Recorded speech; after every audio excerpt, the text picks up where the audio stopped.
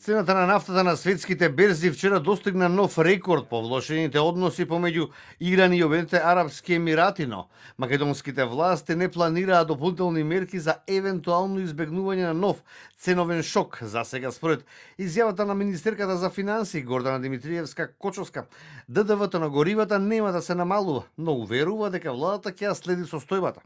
Во овој момент немаме такви планови, но не значи нели дека тоа нема да се промени. Ги следиме состојбите, ќе видиме како ќе биде и ќе носиме одлуки на седниците на влада.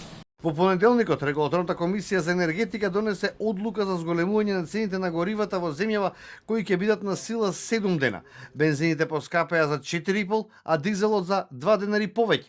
И ова последно поскапување на бензините и на дизелот беа резултат на турбулентните движења на нафтата во текот на претходните денови од носењето на одлуката на регулаторот, што сега дава нови сигнали за ново зголемување идниот понеделник, доколку работите на Блискиот Исток не доживеат целосен пресврт.